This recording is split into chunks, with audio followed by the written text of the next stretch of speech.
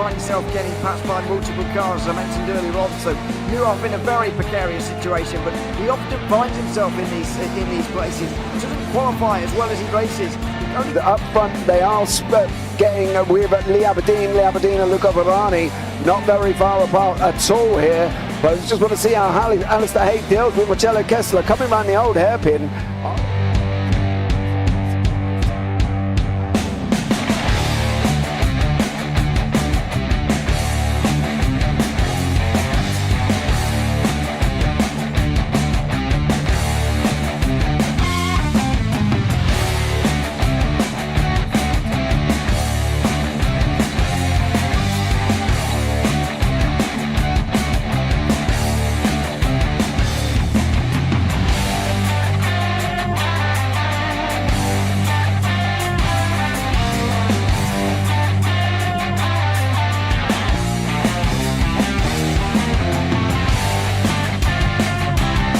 I would say it's not the best decision they've ever made, just not having done that under the safety car, really. Yeah, they're taking their pit stop strategies from Ferrari lately or something. What's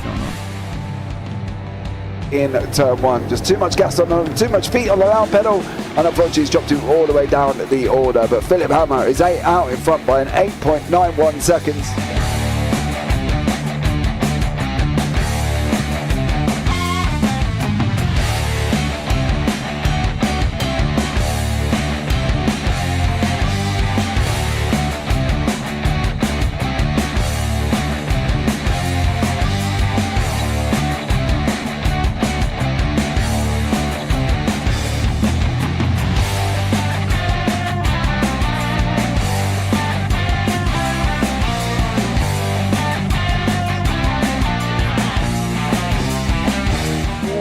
Dan Michael is a wall there, sir. And definitely doesn't want to be hitting that earlier on as well. Difficult, the understeer is in the dirty air through that final corner because it's such a long corner and you get dragged off into the grass very easily. He'll have the slipstream down towards the chicane. Peterson was briefly alongside, but that slipstream has saved him and kept him in third. Yeah, Varani now lost a little bit of time to Aberdeen, about half a second. Peterson is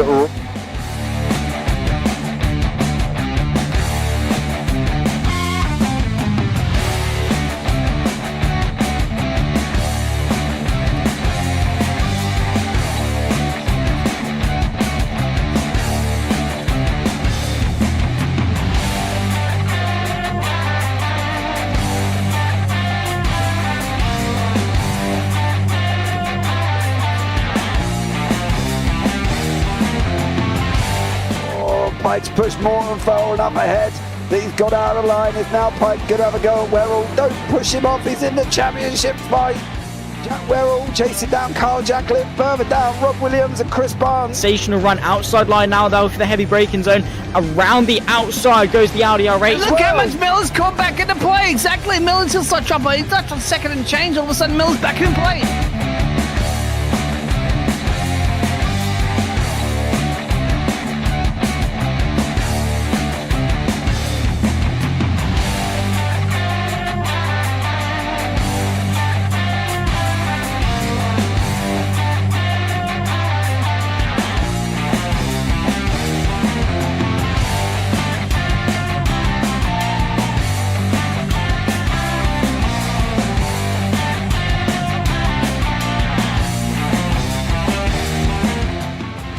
Moving on to the back end of Phil Jocelyn. So there's been a lot of movers and shakers in this first 2 laps here for race. Absolutely serious racing league. Everybody's a lot of fun. Yeah, it's all about the entertainment. So I hope everybody is enjoying themselves out there in the chat. We know that Ron is been enjoying himself watching. The Burger King machines off into the grass a little bit there as they're really bunching up now.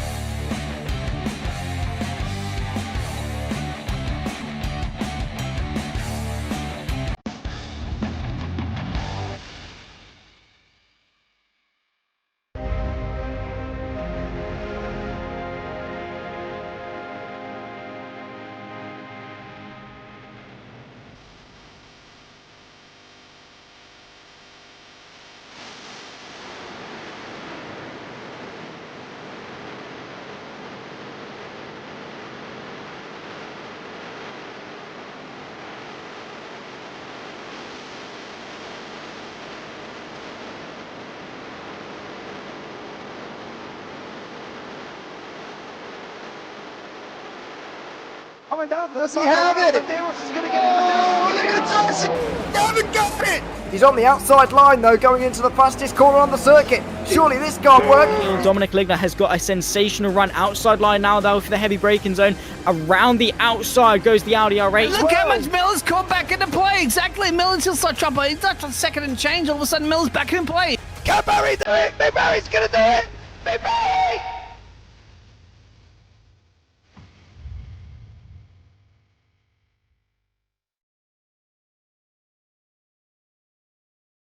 Welcome along to the Okayama Prefecture in Japan, more specifically Mimisaka, for round 3 of the Sim Racing Collective F4 Sprint season. We've hit the halfway point of the season, and another 2 races tonight will get us to that point, and then we'll have 3 more rounds to go. My name's Alex Goldschmidt. Joining me in a short while will be Mr. Dean Biggles. But first things, folks, we need to update you about the current championship standings. Now, after 2 impactful races at Summit Point last week, Kieran Sharp has a slender lead of 18 points ahead of Tom Davidson. Luciano Vivoit, missing in action last week, but now back and looking for blood in the water. Jamie Nuttall and Brad Horsnell round out the top 5 in the championship standings ahead of Gergely Kunsabo, Liam Giles, Jack Southfield, Matt Acton, and Andrew Pike rounding out the top 10. Luxembourg's Guillaume Hamling 11th ahead of Roy Weller, with Pedro Silva from Portugal, Fabian Biavert and Freddie Coleman completing the top 15, with the latter 2 equal on 64 points apiece. And there you see the rest of the championship standings, the likes of Thomas Martin, Johnny Wu, Josh Millington, Marcus Miller completing the top 20 with Stefan Hutter, Tobias Heiter, Clement Bibliok, Cody Cosford, Gareth Ronda, Pavel Bogdan, and quite a few other drivers there too. Of course, we're broadcasting live on the JP Broadcasting Network. And let's bring my partner in crime into the booth. Good evening, Dean Biggles. How are you, buddy? Fantastic. Thank you very much, partner in crime. I love it. Yes. We are going to get up to all sorts of mischief by bringing you this fantastic round 3 here this evening for the F4 Sprint Racing. We need to go over those formats, of course. They're going to do a little bit of a short 10-minute qualifying at the moment. That drivers are some of them out on track, of course. Get out there, get that time under your belt. Don't be wasting it. You know, supposed to be getting it done. I'm going to love these cameras here, my friend, because a lot of them are behind buildings. It's going to be fun. But at the moment, we haven't got any times on the timesheets set just yet. Because look at the crazy liveries as well, too, for some of these drivers. Yeah, very much the case. There's Jamie Nuttall in the number 14 Cracked Racing entry. He was definitely at the sharp end of things last time out at Summit Point. Of course, this particular circuit, the original host of the Pacific Grand Prix in 1995 and 1996, originally known as TI Circuit Aida, from when it opened back on the 18th of November 1990 up until its renaming to the current variation of the Okayama International Circuit back in April of 2005. But one thing is very much assured here at the Okayama circuit. It has also been, on the virtual side of things, the host of the Rotax Sim Racing Challenge through the COVID-19 pandemic, which I happen to be part of the commentary team for, but a lot of undulation, a lot of elevation changes.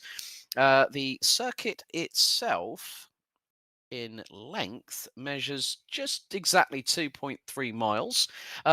In real life, F4 lap record set back in Japanese F4 in 2017 of a 132.202 by Rutomo Miyata. But of course, the format, we've got a solo 10-minute qualifying session for the drivers. Then we'll have a 15-minute sprint. We'll have a 5-minute warm-up and then the 25-minute feature race a little bit later on.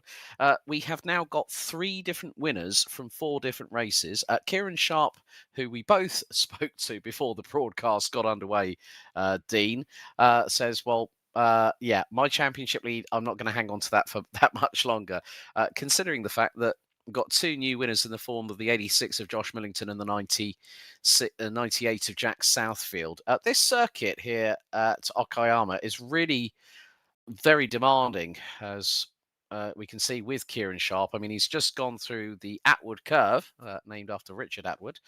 And then you know, there's so much change in elevation, camber. You're switching from left to right. There are going to be some overtaking opportunities, like here into hairpin corner before they head into the double left at Revolver and Piper. It is really a circuit you've got to be very careful at. Yeah, well, yeah, but like most, but of course, here it is. We're actually right on board. I was going to see if you're going to give us a hot lap of Karen. You might have to wait for another one because he's only got a few more turns. Look at those time differences between the top three. 9 1,000ths of a second and 77 1,000ths of a second off there. This is going to be very, very close. But so far, so good. I'd have to say, our Dutch driver at the moment here should be improving. Doesn't look like Karen Sharp's going to be improving too much more. As across the line, there it is. Bingo. What's that? 128, and that's at 150. That's 110 for up on that at the moment. But yeah, if you want to give us a hot lap, perhaps, I don't know. There from your perspective, from this man taking another lap around. Yeah, well, let's go on board with Luciano Vitvoet. He's going through the Moss S's. It's going to be hard on the brakes into the Atwood curve. There's going to be some camber to the right-hand side. Then you've got the elevation going up the hill. And then we go on to, apart from the start-finish straight, one of the longest parts where you are literally flat out all the way through. He's going to brake 200 kilometers an hour in fifth gear. Nearly touched the left wheels on the grass, hard on the brakes, down to second, around about 50 miles an hour. Then put the power down. Then it's the double left here at Revolver and Piper. You've got to really watch that inside curbing and don't run the car too wide. Neatly negotiated there by Luciano Vitvoet. So he's now going to go into Redmond corner, named after Brian Redmond. So plenty of motorsport history being honoured in the right way. Through Hobbs corner, then over the elevation change, a bit of a blind crest as you head down towards Mike Knight corner, which is the penultimate turn. Then through last corner, and there's pretty much 90% of a hot lap there with Luciano Vitvoet, who on that particular occasion did a personal best in sector number 4. And Thomas Helmer, we always know as supporting the man who is now reverted his racing name on the server to David Barnes. He was DQ Dave last time out at Summit Point, and the evening didn't go too well for the number 27 from the UK. But Luciano Vitvoet, with just under 3.5 minutes still to go, has extended his lead. He's just put in a 128.297. Jamie Nuttall second, 0.23 behind, ahead of Kieran Sharp, Josh Mellington and Tom Davidson in fifth. They're covered by 0.36 of a second. Fabian Bierver is literally 3 1,000ths off. He's running the number 83 Ayrton Senna McLaren MP44 tribute band, and there it is, heading through Revolver and now into Piper. Great to see that even with the fact that we've only got 21 drivers here, Dean, Okayama does promote a lot of pack racing, and last week at Summit Point there was definitely some close call moments and definitely some code browns, let's say. Yeah, we're going to find out about if that's going to be happening because we're down to the dying stages of the qualifying. I do apologise, we didn't have any of the audio from the cars at the start of that one, but we got it fixed right now. As I don't know where this camera is. This is completely behind the pit straight building, and it's absolutely horrible. Actually, right. Is it? We have actually got a qualifying ban for Freddie Coleman Evans.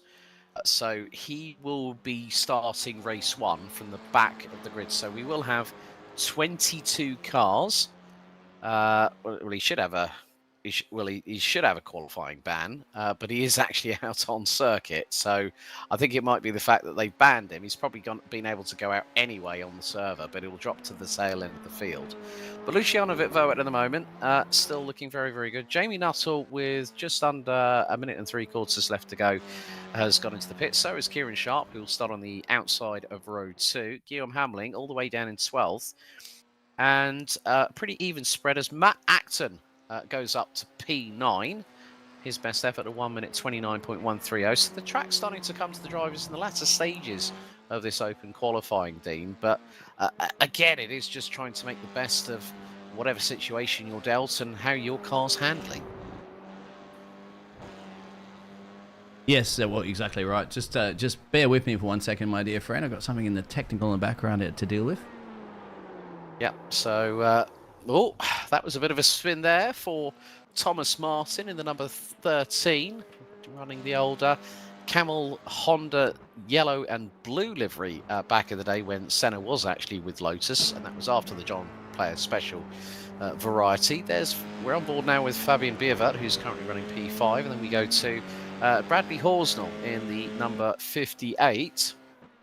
Again, some very interesting liveries. Andrew Pike goes up to 9th, dropping Matt Acton to the bottom of the top 10. We're coming down to the final 30 seconds of this open qualifying, and pretty much well over half the field have gone into pit lane.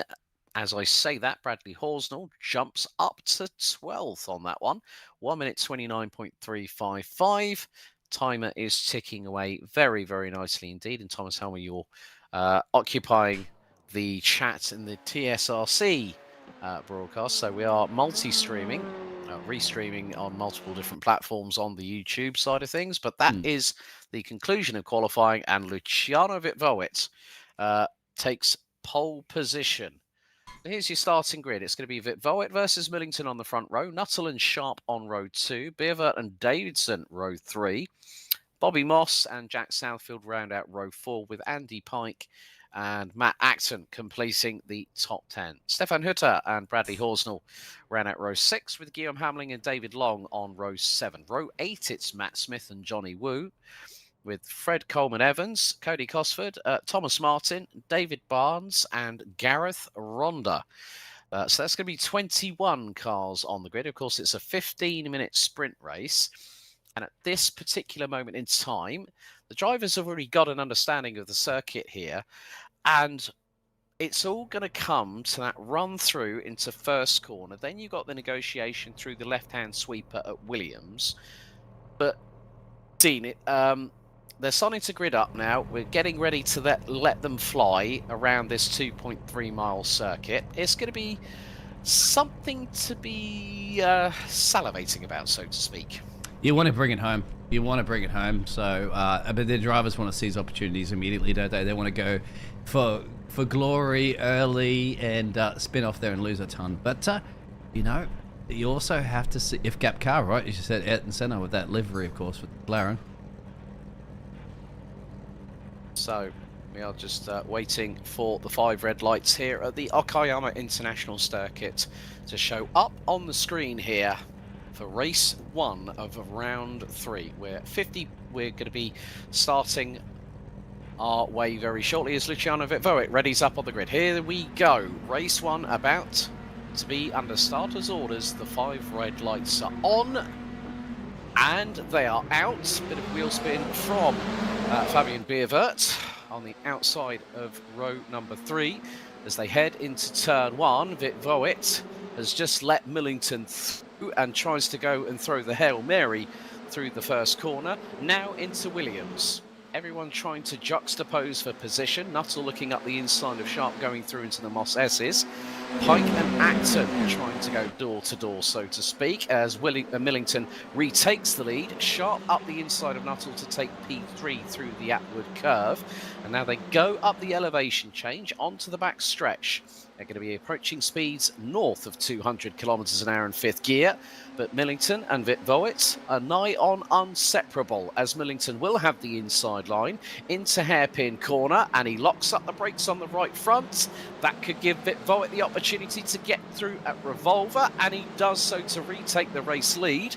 Nuttall has gone through on Sharp through Revolver as they head through Piper.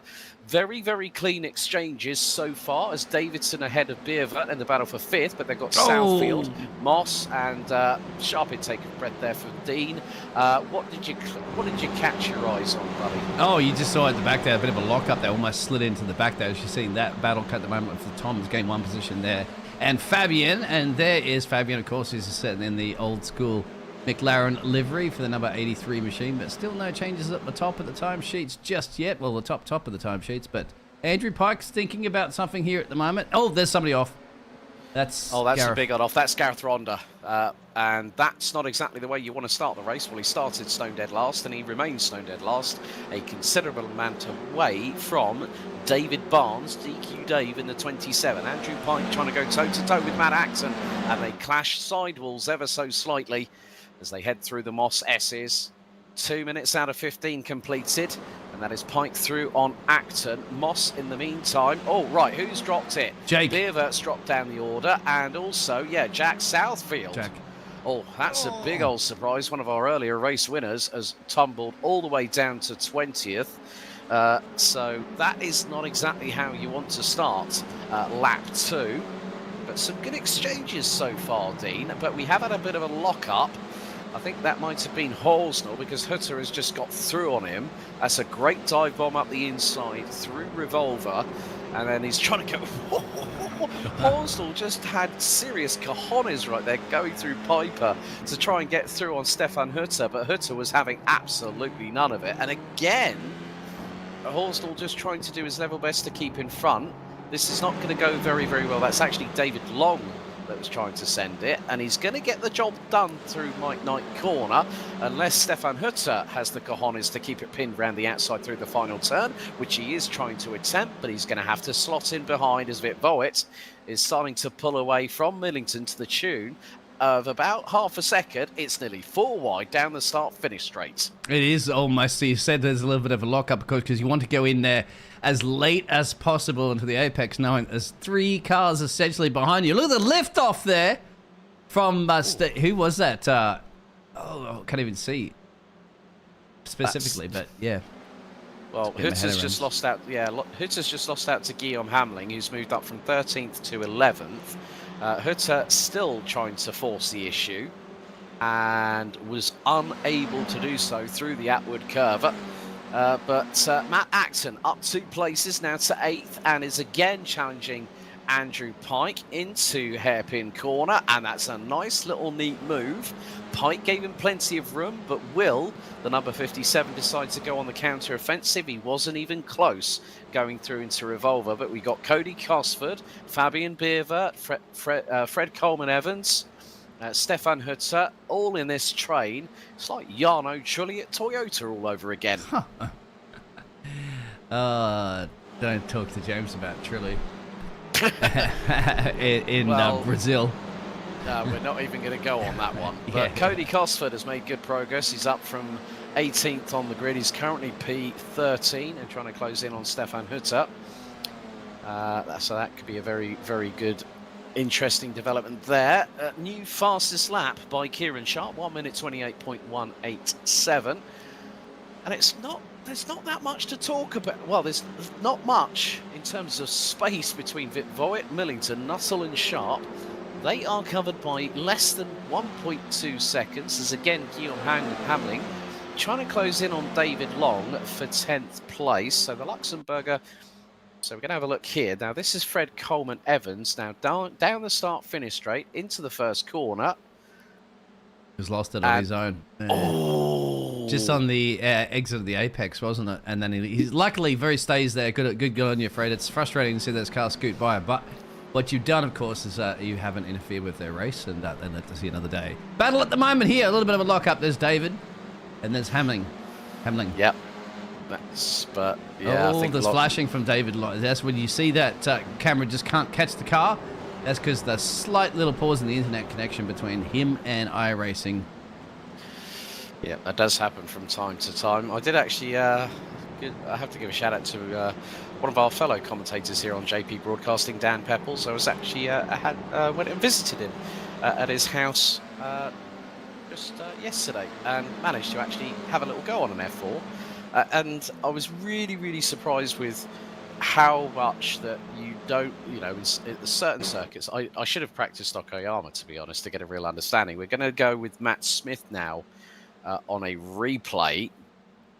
So this would be, I think, he's just... It's good to hear Ferrari. Oh, there's another big accident. Big accident right here. Oh, Cody. No. That's Cody Cosford and Stefan Hutter. They've come together and Cosford's put it into the pit lane. Yep. Well, Cody's just lit up the rear tyres. Stefan Hutter's returned to garage. So this is down the start-finish straight in towards first corner. And A snap of oversteer, and he's lost the rear, and then bingo's nowhere else, is it, for them to Cody, go? Yeah, Cody's just T-boned it because, yeah, like you said, I think Stefan Hutter was just a bit too eager on the loud pedal on the right-hand side of his sim rig, and then that was all she wrote, so to speak. And that can happen. I experienced that quite a few times when I was getting to grips. And if people are wondering, where did I drive the Formula 4 car? I drove it at Silverstone, the home of British Motorsport. Just had to. But Millington closing in on Vic Voigt for the race lead. We are fast approaching half-time in this 15-minute race. And this is a really, really good battle between these two. They're coming out of the final corner, down the start-finish straight. So now, effectively, this is 50% of the timer completed. Millington trying to close in on Vic Voigt under braking, nearly gets up the back of the rear wing of the number 60, who still continues to lead and has led every single lap so far in this race.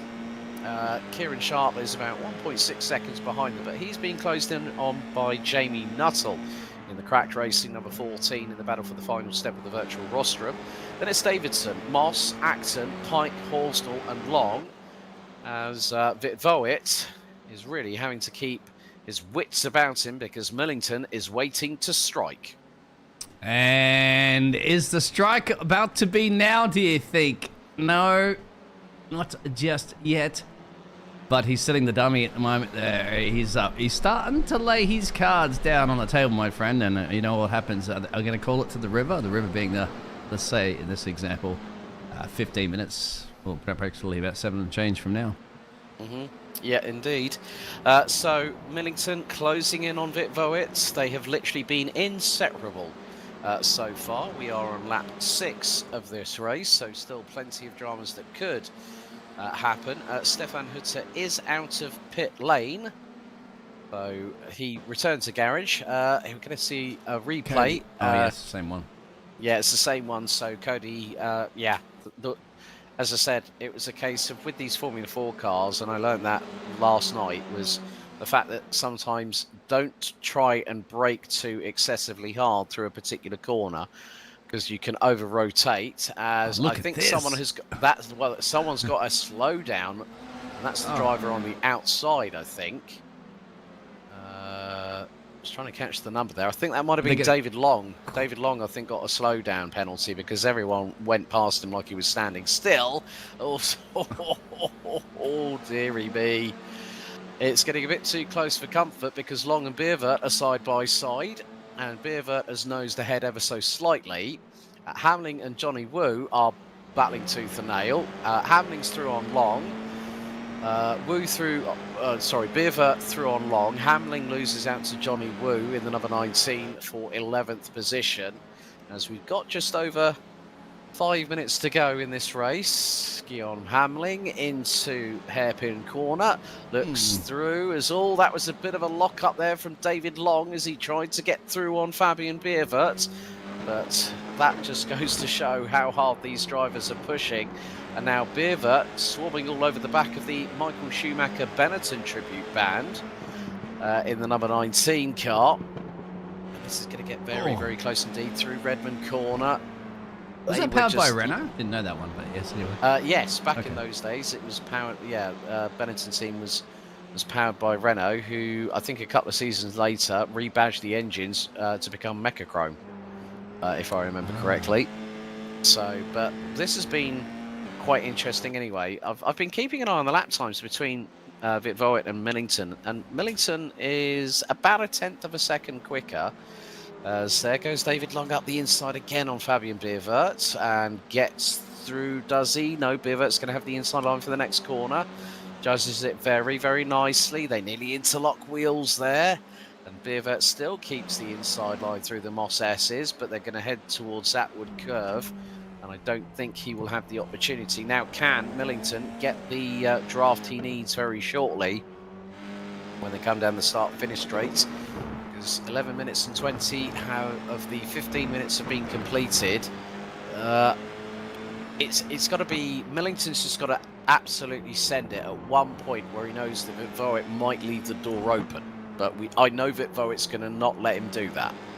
Yeah, when you're this close at the moment to a race win, you do take a little bit more risks than what you do rather than settling in P2, unless, of course, you could be wrapping up that championship and you're like, I'll take it. Of course, the P2 will work, but try to get a driver not to do anything for a possible race win right now with about 4 minutes and change to go. It's going to be up to these two top guns, and then you've got a bit further battle. You've got to remember, too, you got the boss man, Karen Sharp, that's also hunting down that P3 position just in your background, but he's a little bit too far back. Let's see whether or not Josh can do anything about our super fast, what does he call it, the Dutch... The Flying Dutch. The Flying Dutchman, there it is. Thank you. No problem at all, buddy. You're more than welcome.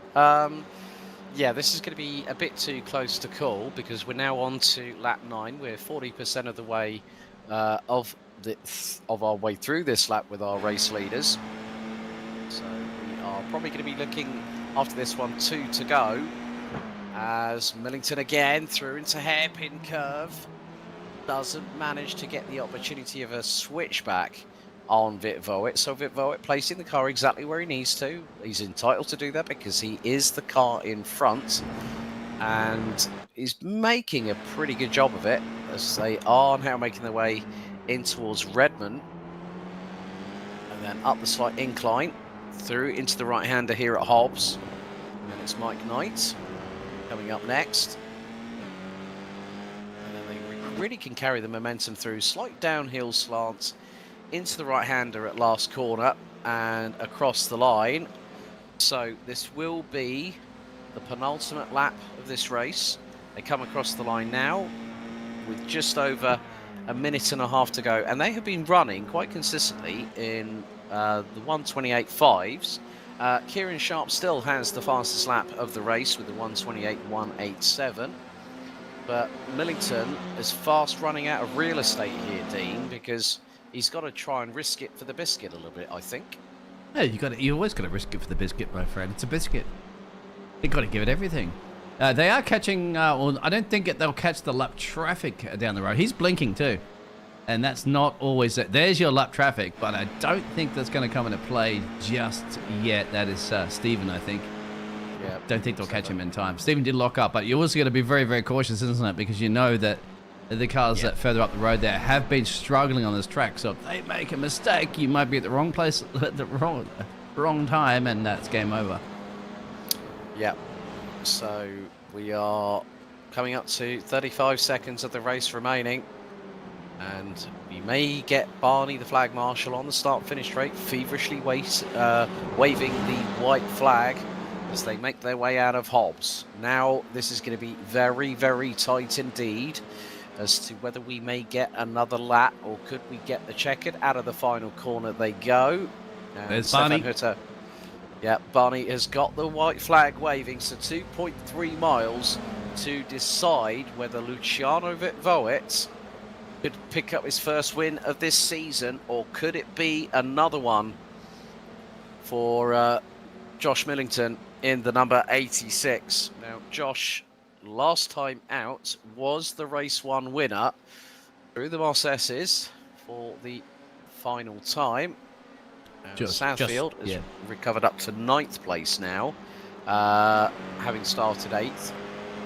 Yeah, we're seeing a lot of drivers improve with their fastest laps towards the end of this race here, but Millington has got not much of the back straight. Oh my goodness me. Millington was trying the old Nigel Mansell dummy on Vit Voet, trying to sort of pressure him into an unforced error, but it didn't work. And now they're going through Revolver, down into Piper for the final time here on lap 11. Millington will be very, very happy with this because of the fact it gives him another podium. As he's going for it. Contact. Always the slight touch, and that was going through Redmond. He's going to try everything in his power over the next 3 corners to try and get through, but Vit Voet might get away from him on the line. This could be a drag race to the finish. Out of the final corner, it's the run to the line that's going to decide race 1 of round 3. Checkered flag will wave this time. Luciano Vit Voet. Will he hang on? It's going to be next to nothing across the line. Vit Voet wins race 1 by 0.136 of a second ahead of Josh Millington. Rounding out the top 3, welcome to the podium for the first time this season, second time this season. He picked up a second in race 1 of round 1. Jamie Nuttall in the number 14 for Cracked Racing. Kieran Sharp still in some way, shape or form will be feeling pretty happy that he got 4th in that one.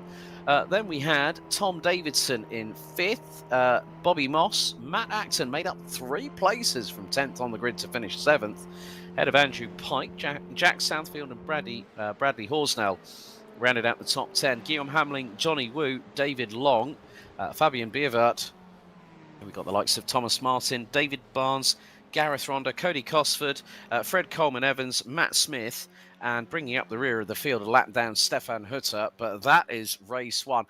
A lot of good exchanges there, Dean. I mean, the driving standards were something that was a point that was raised in the first week of the season at Alton Park, but everything seems to now at this point show that the drivers are getting into their stride and really starting to get the best out of the cars, especially at such a tight and technical circuit here at Okayama for round 3. Oh, really good wheel-to-wheel racing, actually, considering it's, many, many times I thought, okay, this is it. Somebody's going around. There's going to be contact. There's going to be contact. But there wasn't. There's a scrutineering garage that you can see currently on the screen. Now, guys, you didn't get your cars down there.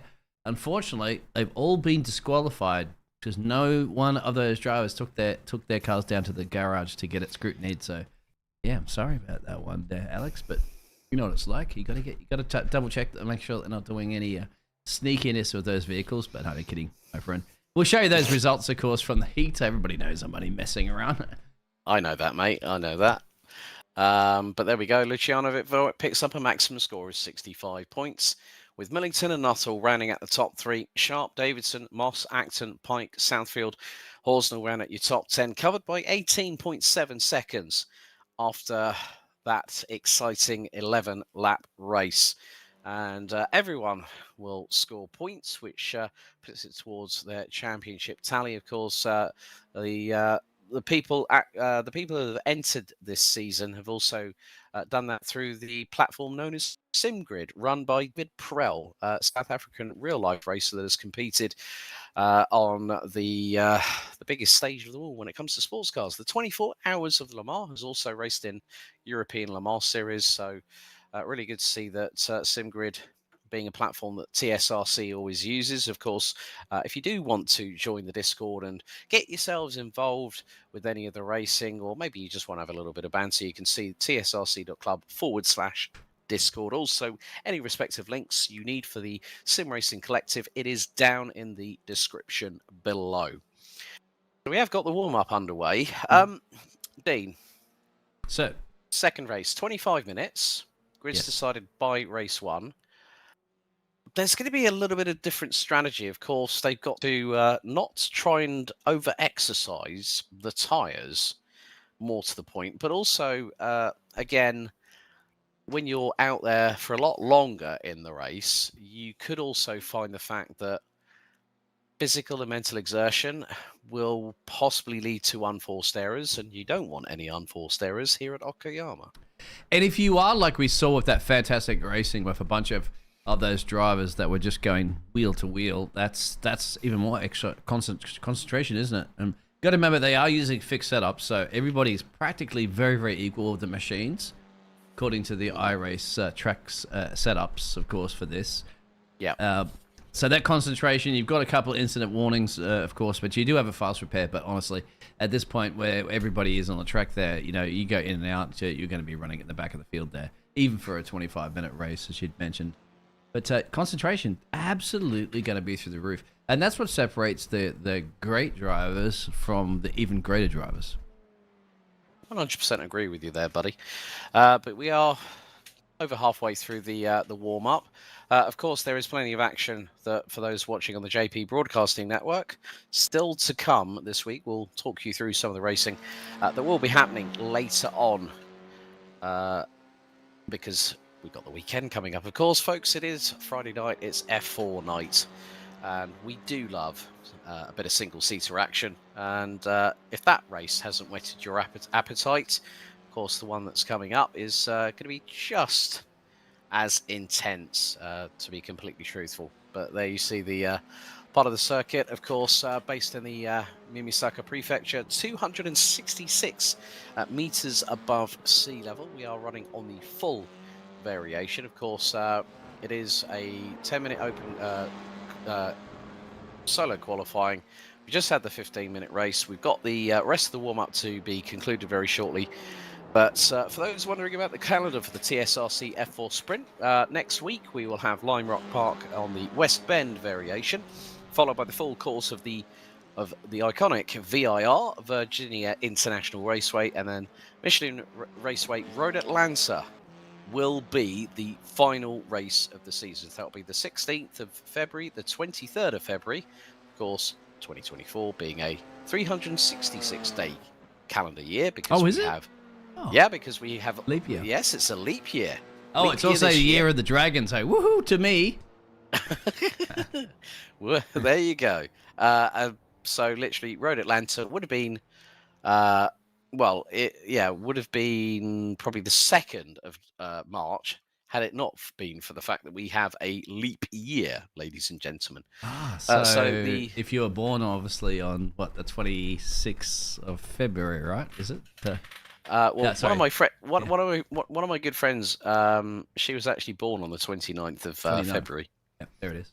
Not the 26th, of course, the 29th. Yeah, and then obviously they're skipper, but legally you can say how many, 4 years old or 5 years old or whatever like that, right? Yeah, exactly. So here's the grid for race 2 of round 3 of the TSRC F4 Sprint season. Luciano Vitvoet will be on the front row alongside Millington, with Nuttall and Sharp row 2, Davidson and Moss row 3, Acton and Pike row 4, Southfield, Horsnell, Hamling, Wu, Long, Beervert, Martin rounding out the top 15 with the likes of David Barnes, Gareth Ronda, Cody Cosford, Fred Coleman-Evans, Matt Smith and Stefan Hutter. Completing the entire grid.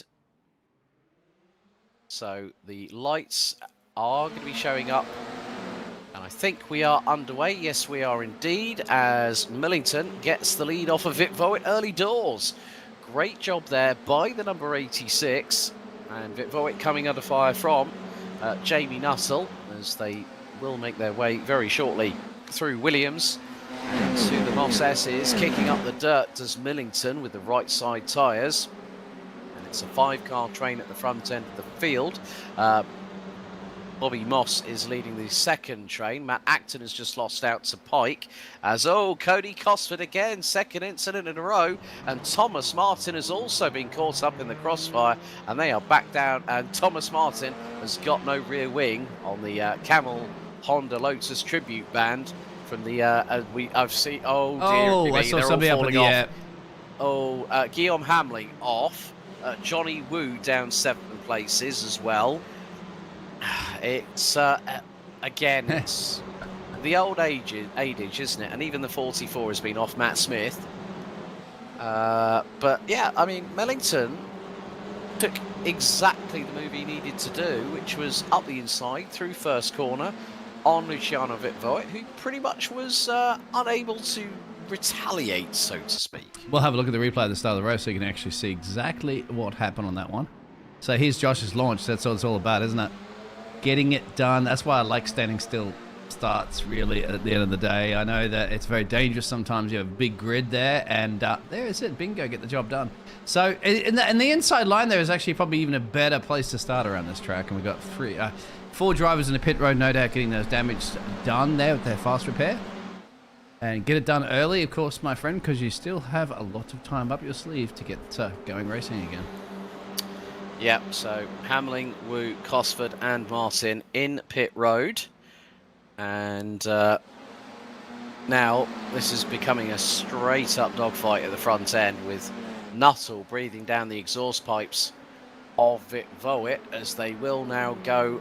This is off at the back straightaway into Hairpin and then into the double left at Revolver and Piper. A little bit of a downhill slope going through Revolver and into Piper. again, that's a double left-hander that is not to be trifled with, Dean, because you make one wrong move, you run wide coming out of revolver, that, you know, the car's going to be on the grass, it's probably going to spin the back end round, and you'll be spat out backwards into the barriers off the exit of Piper. Yeah, that's right, Alex. That's why they add S's to, well, all modern tracks and stuff like that they do make, of course. It's because of the fact that you've got to get your entrance to the S's correctly, otherwise you've messed it. It's like Beckett's Mac's Chapel and all that sort of stuff as well, too, my friend. Like, you've got to get that perfect, because if you don't, and I do it, I used to do it in the Formula 1 game as well, too. Like, you just mess the rest of it. You've just killed so much time. But here's Luciano again wanting this one, and I think Josh was just, this is a revenge, isn't it, from race 1, because he's like, if I could not get past you, my friend, so why not do it at the start of the race? Is exactly what he did. Yeah, that was his way of saying, I've just one-upped you, buddy. And he's done exactly the right thing, but Vitvoet is within 0.2 of a second now, so the toe down the back straightaway heading into hairpin corner is absolutely mighty, as Vitvoet looking for the crossover attempt, as Bobby Moss loses a position to Jack Southfield, who's up 3 places from 9th to 6th, and I would imagine that Southfield will be joining the train. There's a little bit of dust kicked up by the left front of Luciano Vitvoet. They now Southfield's up 3 as well too, just trying to cut you off on that one, because yeah, you look at that. So, man on the mission on this track at this point, but you got to get to Barney at the end. Yeah, Luciano Vitvoet, new fastest lap of the race, 1 minute 28.468.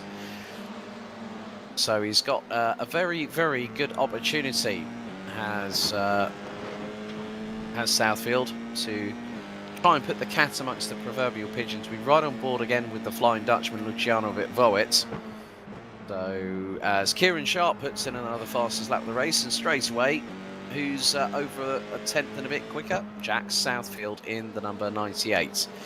So we now have 4 different winners. Oh, mistake there from Millington. This could give Vitvoet the opportunity he needs through the Moss S's, as they're going to head into the Atwood curve, and that has opened the door for Jamie Nuttall, who's wheel to wheel. Oh my goodness me, this is like Senna and Mansell back in 1991.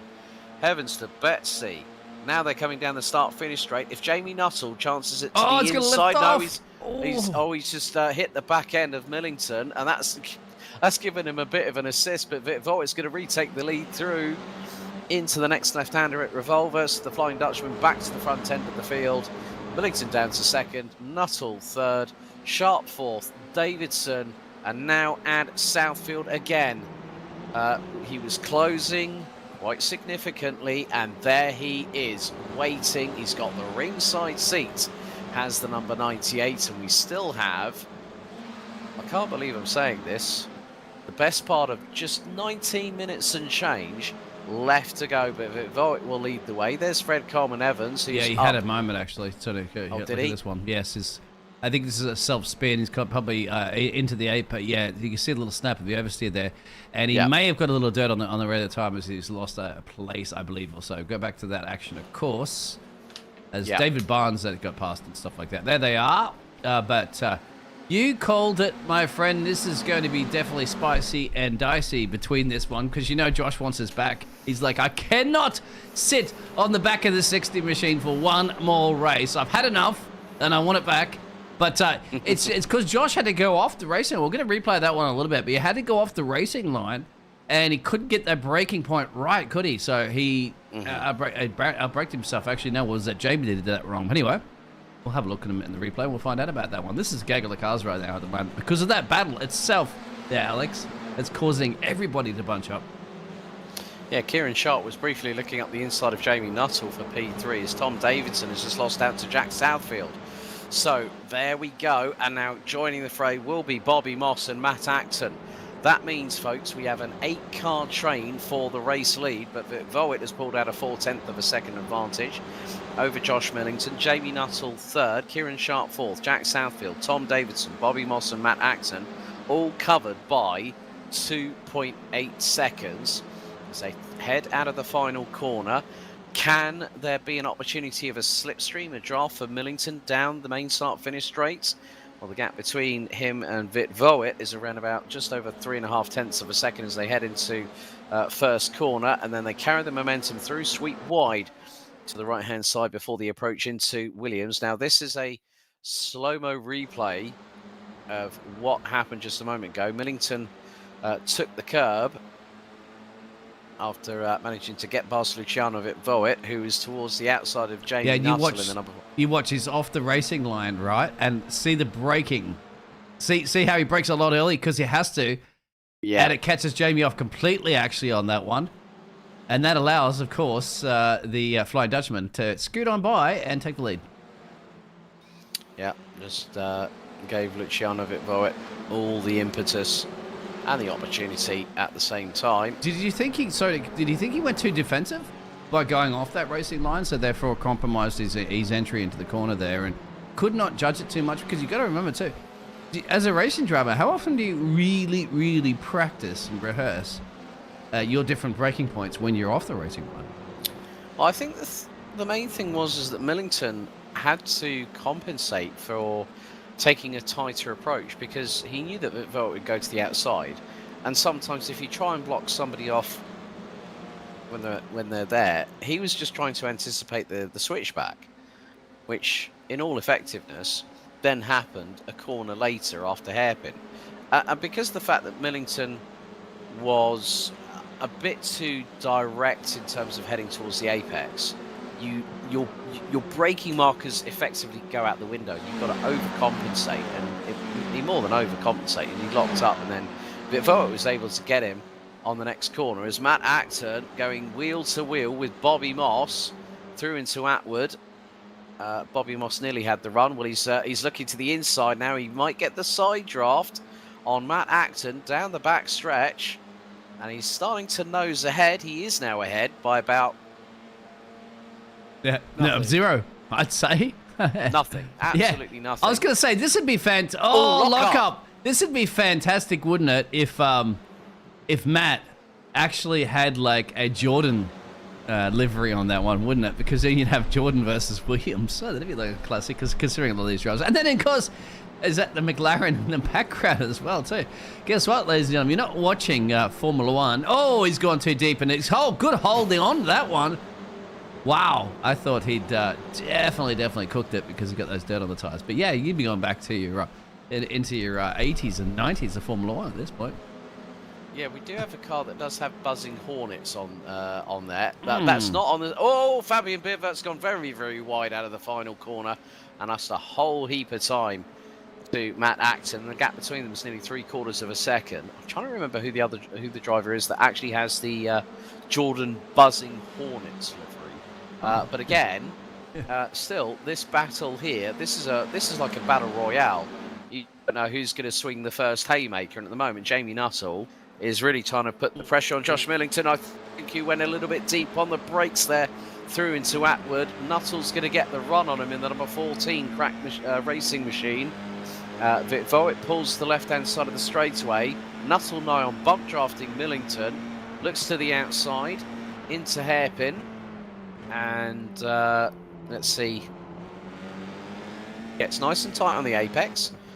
Applies the power when at the right point at the right time, and through into Revolver and Piper. They've just exited out of the left, through on up the short chute here to Redmond. We still have, well, ladies and gentlemen, it's gone by so quickly. We are nearly a minute away from hitting the half time. That's how quickly this race has gone. Yeah, ding ding. We'll have half time, so while the drivers pull in there at the moment, they'll get back into their garages there. They'll have a bit of they won't, of course. Like obviously at half time in football, get a little bit of a drink, get a bit of a stretch, get back out there. No, you've got to be sitting in your rig for the remaining of this time, as they're going to continue to fight it out. And this is when I think you talk about this at the top of at the top of the second part of the show, where endurance is going to come into play, isn't it? Because you're getting sweaty in your rig, it's hot, you're concentrating through the roof there. You want to gain in position, so you can't afford it. You've got a blinking a bit there from Josh. I think that's probably what's been letting Josh down here this evening as well. Every once in a while, that little blink throws... he doesn't see a blink, but everybody else around him does. Yeah, true. And it just goes to show that sometimes even something like that can be classed as a minor distraction, but can put you off on what you know, how you were approaching the race. Now Jamie Nuttall is looking to go more than one better. I think he's gunning for the W, as I said earlier on. At Alton Park in race 1, he was second. Oh, Nuttall ran wide there. That's not what you want to do. Coming out of Piper, and then on the short shoot up to Redmond. Over the crest they go once again. Kieran Sharp is looking rather menacing, so is Jack Southfield in the number 98. So the top 5 covered by 1.5 seconds as the top 4, including Kieran Sharp, and now we go on board with Jack Southfield. That's your top 5, and across the line they are covered by 1.6 seconds as we head into double digits once again for lap 10. Yeah, because Jack was sliced into the field. His 4 positions gained at the moment, so he's one of the most performing drivers, apart from Fabian as well, too. On P9, he's gained 5, but Jack's up here battling it out with this quick squad, as you mentioned, for the top 5. But as soon as he caught the back of Kieran Sharp, he's kind of really slowed down a little bit there. So I wonder if he's just chewed through too much of his tyres to catch everybody here, or is he just playing a little bit more of the longer game and saying, I'm foreseeing somebody's coming together soon and I'll snatch those positions back. Thank you. Yes, it'll be like taking candy off of a baby, as we are on, as Vit Voigt goes defensive. That was neatly done there by the number 60, Millington. There's got to be some frustration starting to seep in with the number 86 as Nuttall being honed in on by Sharp and Southfield, and again another slight mistake from Nuttall. This could give Sharp and Southfield the opportunity they've been waiting for, because the minute you kick up the dust, you are dirtying your tyres. That does not help with the optimization of the grip on the 4 contact patches. Bit of a run wide there from Kieran Sharp through the penultimate corner at through Mike Knight corner as they come out of the final turn. That is lap 10 in the books, and still Vit Voigt is holding on to the rope by a finger thread. And Josh wants it back big time, remember, because Josh got him on the first lap of the race, of course, on the grid. And then one little mistake that you saw what happened with Josh, and then he doesn't want to be frustratingly again behind the Flying Dutchman for another race. He's going to want this one. It's just a battle between these two for sure. Look at them. But I guarantee you said it right there as well too, Alex. If any of them slip up at the moment, you know Jamie's going to slip on by there. That poor driver at the moment, that's in 19th place, that's Gareth. It's just going to be like, I'm getting out of here. I don't want to be a part of this one because this is going to be messy if you're here. Messy, I think, is probably going to be very messy. I think we need to add the word very. Oh, and he had a spin! The car in front has just gone off. And that was Gareth Ronda, I believe. And look how close Millington was. Now he's going to possibly have a run towards the inside. Jamie Nuttall trying to make it 3 wide into the left-hander. That's a great move from Millington, but it's going to put him on the outside. Through into Hobbs. Now the run to Mike Knight. Kieran Sharp looking to the outside of Jamie Nuttall. Through into the penultimate corner again as Southfield was sticking his front wing up the inside of Kieran Sharp. Through into the final corner, and Millington now has got the opportunity. He's going to pull to the outside of Luciano. Vit Voigt into first corner as we start lap 12 with 16.5 minutes out of 25 completed. And again, Millington's got to be very, very careful how he composes himself right now, because I always like to say this, there is sometimes a sense of desperation, but with Josh Millington, there is a big sense of urgent. Oh, dearie me, Jamie Nuttall getting very, very aggressive there, looking to the outside of both Millington and Voigt. Loses out to Kieran Sharp, who wants a 3rd win of the season.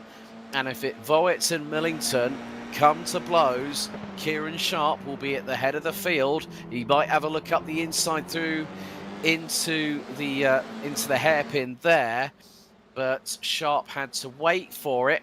Southfield and Nuttall wheel to wheel through Piper. That's sprayed by the pair of them, and Southfield has nosed ahead of Nuttall, but Nuttall's got the inside line for the next left-hander. This is absolutely fantastic racing, isn't it? Because Nuttall's now dropping a crazy. couple of places. You remember he was leading a couple of laps ago. Well, quite a handful. And then now he's dropping down at the moment in the clutches of Jack. And still Josh is putting the pressure on the Flying Dutchman. Kieran Sharp, the boss man and the man leading the championship, is hunting them down at the moment. This is going to be fantastic. And it's good. It's been absolutely amazing wheel-to-wheel racing. And all these times you think that somebody's going around. But guess what? They haven't, Alex. This is just amazing. This is grand, grand opportunity. This is why you want to sign up at the moment for the TSRC. Yep, this is single-seater competition at its finest as Millington through the Moss S's keeps it pinned towards the outside, and Vitvoet briefly lost the lead for a second, but Kieran Sharp thinks that there's an opportunity of a move up the inside through out of Atwood. And he's going to be on the inside line, but Millington chops his nose off very, very quickly indeed. Southfield is now latched onto the back. He might get the inside run as Sharp goes high and wide through into the hairpin. Now down into the next left-hander here at Revolver through Piper. Sharp still keeps ahead of Southfield, but Nuttall and Davidson are the duo behind them. This is going to be absolutely crucial, the next couple of laps. Who might make the accidental unforced error that causes everything for a couple of drivers to go very, very south, and that's Nuttall off the circuit. Nuttall off the circuit goes down to 6th position as the number 42 of Tom Davidson now rounds out the top 5. 13 laps completed, onto 14 we go. Vitvoet leads from Millington, Sharp, Southfield, Davidson, Nuttall, Moss, Beaver, Long and Pike. That is your top 10, as now Southfield is getting very, very racy in the 42. He's trying to go toe-to-toe with Southfield, but Nuttall decided to do a bit of a dive bomb. It didn't quite work out for the number 14, as Andrew Pike gets past David Long for 9th. There we go again. Oh, Nuttall went You won't make it deep, stick. You won't and he's make it stick. spin. Yeah. Oh, No way. Nuttall has thrown away a podium at the very least. Thrown away a podium on that one. Went too deep into the corner, over-rotated under steering, and the back end went right. You're going for a spin. Here's Bradley Horsnell and Matt Acton. They're now battling over 11th. Jamie Nuttall got away with that one. He's dropped to 7th. That could have been a lot worse for the number 14 from Crack Racing. Well, it could have been a lot worse for the other cars too if he did manage to collide with them. So, you know, it was his... I don't know if that was a bit of frustration creeping in, wasn't it? Because you got to remember he was right up at the top. And then he started dropping a couple of places with these other drivers coming through. And maybe that is that endurance, patience and stuff like that that you'd mentioned, because that seemed like it was a bit of a desperation dive there, which you could probably hold on for another lap or two. Or that one, but I don't know. I'm not a racing driver like these champions are. They know exactly. It's a lot different when you're in that cockpit, isn't it? You're fighting and you're frustrated sometimes, and you're doing your absolute best. And maybe he was a little bit disappointed because he's dropped 4 places now, and he knew he had the pace with these Top Guns. He does have the pace with Top Guns. Unfortunately, he's just not in the positions. Kieran Sharp, I have to give it to Jack Bob. Jack has been... I can't... And to taking another position or so gained is not easy work. 5 positions gained now for the 98 machine. And slowly but surely he is been gripping them in. But at the moment, here it is. Does Josh want this one back or not? Oh, Vitvoet had to respond quickly to Millington's offence there as they go through into hairpin, now into Revolver, down the hill, into the left-hander here at Piper before the short shoot up to Redmond. Then they go back through a left-hand hairpin that brings them up the hill into Hobbs, then Mike Knight, and then they'll have another corner to negotiate. Coming up to 3 minutes on the timer. We are about to complete our 15th lap of this race. So we're going to see how close they are running to the timer in terms of laps. I think, well, 1 minute 28. No, Barney. No white flag there, so another 2. I would say we will, yes, I would agree. I think we're going to get the white flag next time round. To be honest with you, they're running, the leaders are running on probably anywhere between 128.2 to 128.4. But Millington now has to absolutely maximise his offensive against Luciano Vitvoet, and through Atwood, he's getting closer and closer still. Now the closing speed starts to come into play. Vitvoet pulls to the right. Millington looks now to the left as they're going to head into the braking zone. Kieran Sharp is there or thereabouts, waiting to pick up the pieces. Yeah, I was going to say, Alex, this was like almost a carbon copy, wasn't it? What Joshua did to defend, but Josh locked up a little bit there and had to back off, and that's what Luciano did. A little bit better, wasn't it? He somehow he knew he's going to lose that exit speed into the apex, but then he completely blocked at that point, isn't it? And there's no way for Josh to go. Yeah, and Millington nearly opened the door for Kieran Sharp. So we are going to go on to our last lap of this race, because we have just hit 23 minutes and 40 seconds elapsed. That's a minute and 20 to go, so white flag will be at this time. And we're on to our 17th and final lap. You see the lap times there, 1 minute 28.371 for Vitvoet. Millington a tenth slower, but Kieran Sharp 2/10 slower than the current race leader. This could be do or die for the number 23. He wants to get 2 wins, but if Vitvoet picks up a victory, a second victory in a row tonight here at Okayama, he will become a 2-time winner. Kieran Sharp wants to get 3 and not give the opportunity for someone else to equal his win ratio this season. Now into hairpin for the final time they go. Down into the left at Revolver. They'll descend further into the middle part of the circuit through Piper. Now it's the run towards Redmond. This could be very, very crucial on how Millington starts to attack. And now he's doing it. He went a little bit wider to carry the momentum through. Now into Hobbs. Mike Knight corner coming up now. Millington is with Vitvoet. Vitvoet keeping it pinned on the racing line. Millington might get the slingshot out of the final corner. We are going to get the checkered. Who's going to win it? Is it going to be 2 in a row for Vitvoet? It looks like the Dutchman is going to fly to the finish, and he hangs on and gets the double by 7 100ths of a second, 0.73. Between first and second, Luciano Vitvoet comes back to the TSRC F4 sprint season here at Okayama and does exactly what Kieran Sharp did 2 weeks ago at the season opener at Alton Park. You know what that says to me, folks? It's game on for the championship, and we are officially at the halfway point. We are still waiting for some of the runners and riders. Some drivers have had a bit more fortune than others, but you know what? That battle between Vitvoet and Millington was absolutely epic, and the Flying Dutchman has definitely deserved the accolade of what he's achieved tonight. He's had to hold on twice now, hasn't he, under the massive attack there from Josh? So that's what it's pressure. That's your pressure cooker. I think you mentioned it as well, didn't it, at the start? Can the drivers handle the pressure for 25 minutes in the second race? You had to handle it for the first race, first heat, and now you have to do it for the second. We'll get those results for you in just a minute while the rest of the field make their way back around to the scrutineering office so that they can check those cars. I wish they could. Thanks there, Pavel. Nice commentary, of course, because you had the legend himself, Mr. Alex, who's actually in Belgium at the moment, doing some real race commentary again, aren't you, my friend?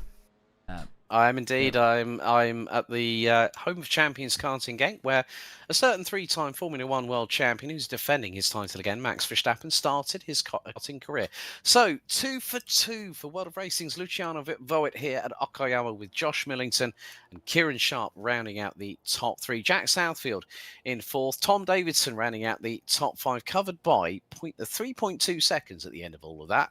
Pretty close indeed, if I don't say so myself. Bobby Moss in 6th ahead of Jamie Nuttall, Fabian Bierver, Andrew Pike, and David Long round out the top 10. Bradley Horsnell, Matt Acton, Stefan Hutter, who was the biggest mover in that race, made up 8 positions from 21st on the grid to finish 13th. Head of Fred Evans with Guillaume Hamlin completing the top 15. Hamlin having his own share of dramas. So did Johnny Wu over the course of tonight's proceedings, with Matt Smith finishing 17th in the number 44. Gareth Ronda and David Barnes rounded out the top. Well, they rounded out the next couple of positions and ended up a lap down. Then you had Then you also had Thomas Martin, who retired with 8 laps to go. Cody Cosford, unfortunately, not a good one for the number 54 for World of Racing. He did not make it past lap number 2. But you know what? I'm going to head over to the interview room. I know you're going to be joining me, Dean, because we've got some drivers to interview. Absolutely. Let's head over there right now.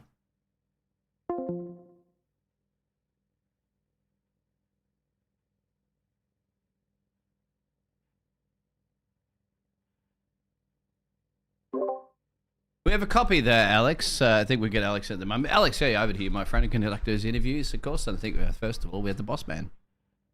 Yes, Mr. Sharp. Good evening. Good evening. How are we doing? Yeah, all good. That was a tough combo, really hard to overtake, and yeah, it wasn't as quick as compared to Josh or Luciano, or fortunately Jamie Nuttall as well. He had some really good pace at points as well. So yeah, that was interesting. I mean, Luciano has equalled your feat. 2 race wins in the same night. Of course, we have got Jack and we have got Josh. They picked up a win apiece. But you said to me and Dean before we went live tonight, I don't know if I'm not sure, but I might not be holding on to that championship lead. You were in the mix there for that 3rd win, because Josh and Luciano were battling like the 2 kids battling over the last swing of the playground, if I'm completely honest here. But from your perspective, what were your thoughts when you were behind them and sort of like thinking, I just hope that, the first thing that you don't want to do is wish bad luck or bad karma on your opponents. You're just like thinking, this is just getting a bit too close for comfort. I need to just sort of occasionally hold back and hold my line. Yeah, it was not necessarily that. It was also checking behind, because as they're racing, I think mainly into the hairpin and through like the chicanes, they're holding each other up, and they're probably the best overtaking opportunities here. So if I get checked up and I have to take a different line all of a sudden, I could open up the door for someone else behind. So it's very much just trying to follow as closely as I can, while keeping my distance and keeping things moving, because yeah, the moment, I think we only had like a couple of moments in race 2 really where, like I think the lead could have been shaken up and whatnot. Yeah, it was really tough to overtake, and Luciano put on some mega defensive moves to Josh.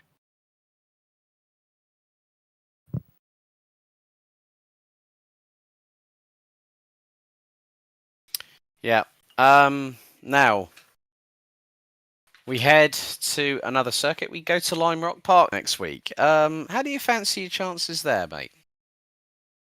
I think it's going to be another one where you've got to just keep your nose clean. It's a pretty fast track, it's a short track as well, and the slipstreaming will certainly play a factor there.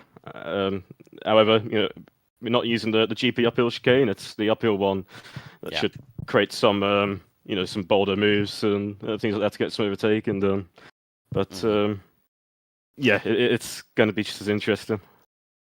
Brilliant. Anyone you want to give a shout out to before we let you go? Just everyone turning up and giving it their best. There's varied abilities here, and I think a lot of people. I think there was someone debated if they should turn up tonight or not, and we were like, give it your best shot, turn up, see how it goes, and turns out they really enjoyed it. So yeah, everyone that gives it the best makes it to the end.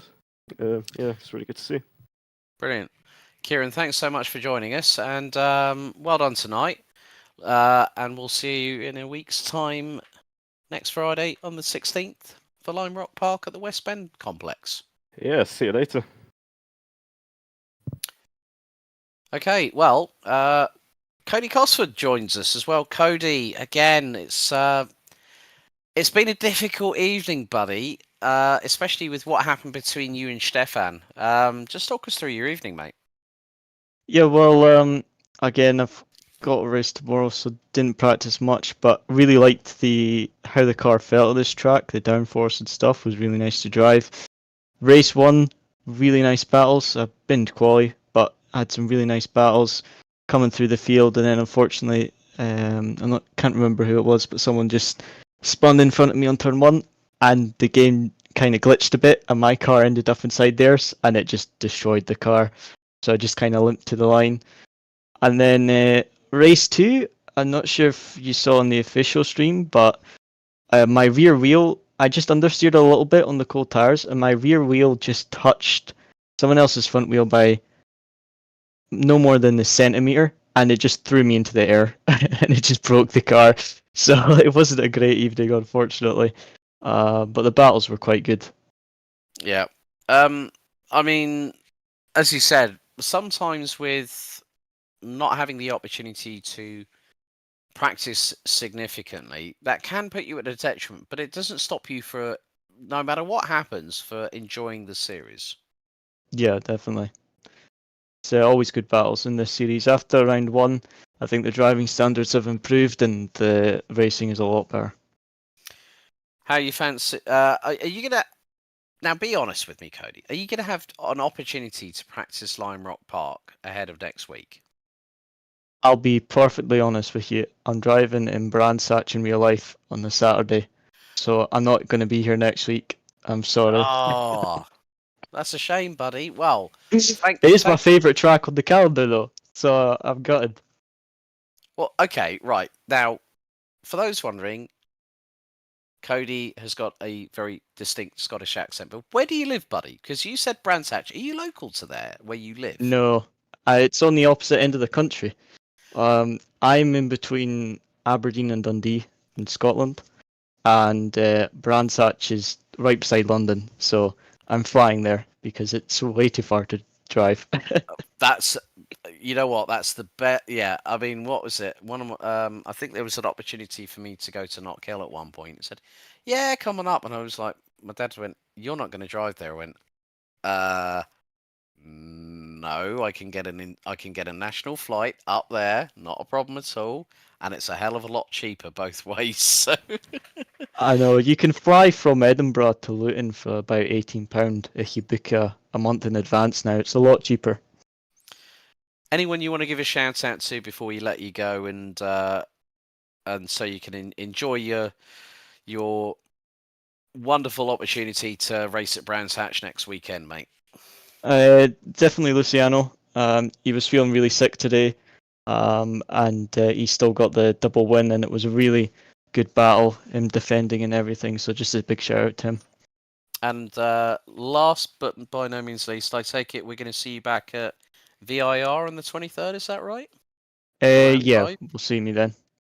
Well, Cody, thanks for jumping in and having a chat. Good luck at Brands Hatch next weekend, and have a good rest of the weekend as well. Thank you. Take care. Well, Dean, good to hear from Kieran, and also poor Cody, who's just been unfortunately involved in incidents that weren't of his making. Altogether, a pretty nice way to round off the halfway point of this TSRC F4 sprint season. Yes, you're absolutely correct. At the moment, you win some, you lose some. That's just the way it goes. But he's going to be enjoying, obviously, some real racing and upcoming soon. But Flying Dutchman does it again, doesn't he? And gets the job done over Josh, who got him off the line at the start there. But that one little tiny mistake there, trying to defend, of course, the action-packed duo at the back there of Jamie. Remember, Jamie Nuttall ended up finishing in P7 there. And then Kieran Sharp, of course, is another opportunity to try to maintain more of those points that he needs. And he's just holding on to that championship. Indeed. Well, that really wraps up things here on the live broadcast of round 3 of the TSRC. Yep. Lost you there, my friend?